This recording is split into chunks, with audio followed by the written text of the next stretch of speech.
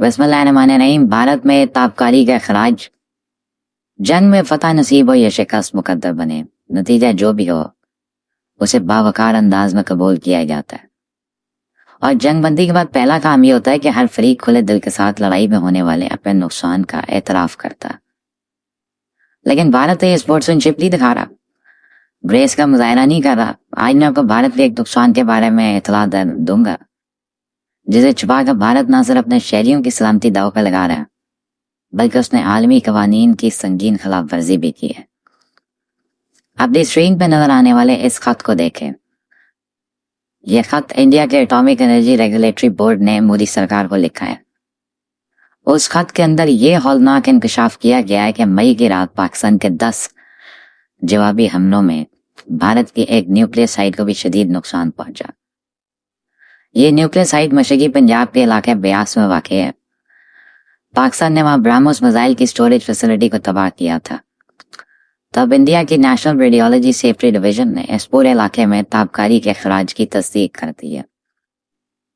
Indian atomic energy regulatory board ने अपने इस खत में एतराफ किया कि साइट के अतराफ में 3 किलोमीटर रेडियस में ताबकारी के असरात पाए गए। लेकिन इसके बावजूद ना तो अभी तक इस इलाके को खाली कराया गया, ना ही मकामी रहायशियों के तहफ़्फ़ुज़ के लिए कोई एहतियाती तदाबीर इख्तियार की गई हैं। जिस इलाके में ताबकारी के असरात पाए जाए वहां जमीन काबिल काश नहीं रहती, वहां मौजूदा ज़ेर ज़मीन पानी भी काबिल इस्तेमाल नहीं रहता। ताबकारी से मुतासर अफराद कैंसर समेत कई जानलेवा बीमारियों का शिकार हो सकते हैं। लेकिन मोदी को अपने शहरियों की सेहत और सलामती कोई परवाह नहीं है। भारतीय फौज भी उस ताबकारी से होने वाले नुकसानात को छुपा रही है। और इस हादसे में कितने लोग हलाक हुए, कितने मुतासर हुए, भारतीय फौज इस मामले में मुकम्मल राजदारी बरत रही है। अभी भारत का रेगुलेटरी बोर्ड अपने इस खत में जो खुद इतराफ कर रहा है, अभी तक इससे ना तो इंटरनेशनल एटॉमिक एनर्जी एजेंसी को इस हादसे की खबर दी है, ना ही अपने बैनुल अक़वामी पार्टनर्स को मुतला किया है। तो मुझे पूरा यकीन है कि भारत के तमाम बाखबर सहाफ़ी और एंकर्स को इस हादसे की खबर होगी। ये लोग कराची, लाहौर, सियालकोट में भारतीय कब्जे की झूठी खबरें दे सकते हैं, लेकिन अपने लोगों को सेहत और सलामती के लिए आवाज उठाते हुए उन्हें मौत पड़ रही है। तो आज साबित ये हुआ कि भारतीय मीडिया को भारत में रहने वालों की कोई परवाह नहीं है। गोदी मीडिया को परवाह है तो सिर्फ अपनी रेटिंग की। भारतीय हुकूमत को अपनी आवाम की सलामती को कोई फिक्र नहीं। मोदी को फिक्र है तो सिर्फ वोट की। वोट किस हाल में है उसे इस बात की कोई परवाह नहीं। मैं हैरान हूं कोई हुक्मरान इतना संग दिल कैसे हो सकता है। मैं हैरान हूं कोई हुकूमत इतनी बेरहम भी हो सकती है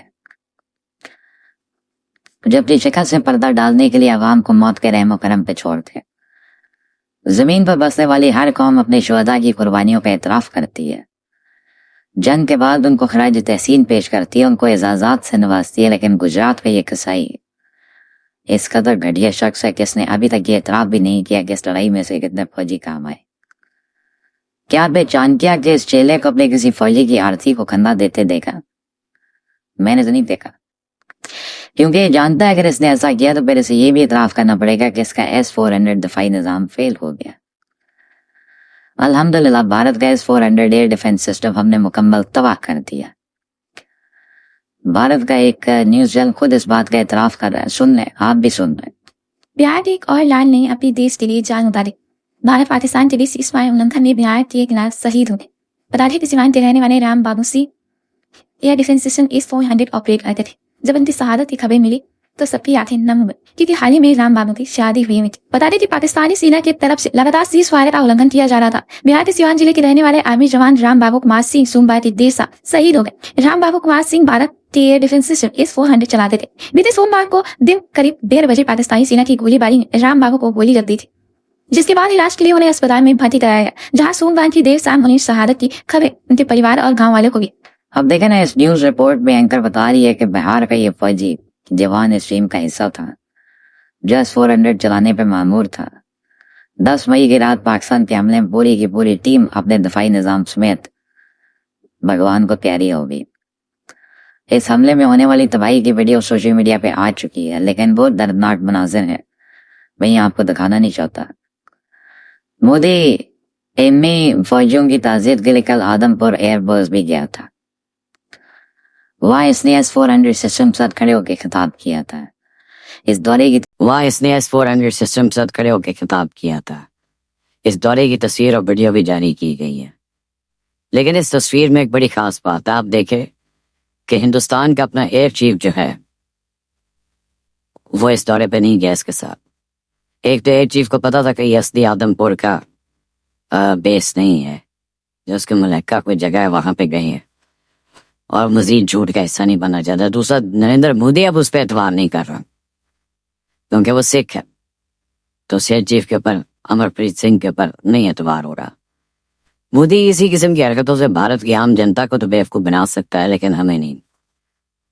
مودی کی تصویر میں صرف آپ کو وہ لانچ وہیکل نظر آ رہی ہے جسے میزائل فائر کیا جاتا ہے. S-400 بنیادی طور پہ 4 مشینوں کا مجموعہ ہوتا ہے. اس میں 2 ریڈارز ہوتے ہیں. پہلے کا نام ہے ایکوزیشن ریڈار. یہ ریڈار ہدف کو ٹریک کرتا ہے اور اسے 4 افراد پہ مشتمل ایک ٹیم ہینڈل کرتی ہے. دوسرے ریڈار کو کہتے ہیں انگیجمنٹ ریڈار، جو 6 ٹارگٹ سے 12 میزائل برسانے کے لیے رہنمائی کرتا ہے.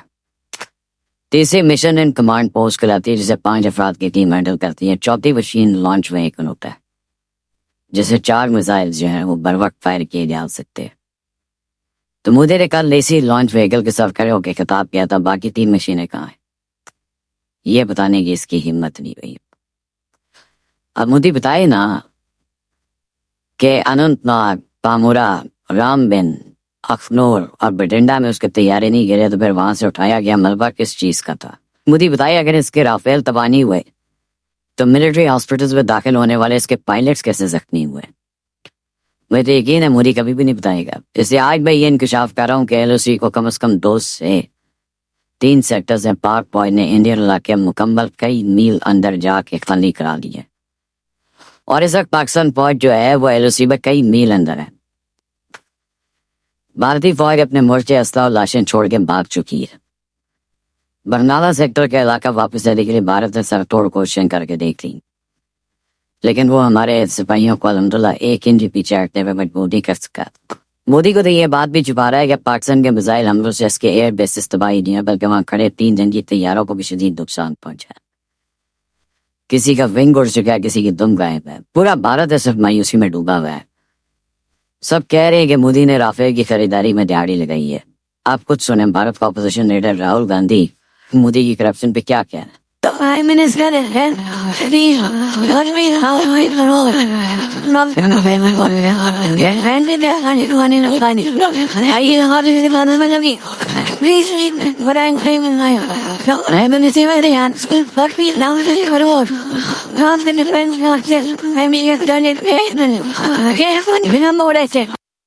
سنا آپ نے، مودی ابھی تک تو حقائق کو چھپانے کی کوشش کر رہا ہے، لیکن ایک نہ ایک دن اسے جواب دے تو ہونا ہے.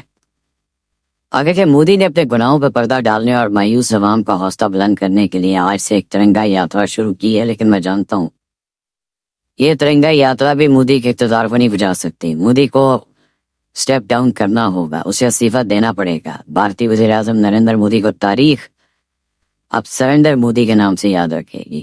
جاتے جاتے میں آپ کو 2 خبریں مزید دے دوں. پہلی خبر یہ ہے کہ بھارتی فوج اب بھی ڈرون بھجوا رہی ہے. کل لاہور ایئرپورٹ کے قریب پاک فوج نے ایک بھارتی ڈرون کو جیم کر کے اتار دیا.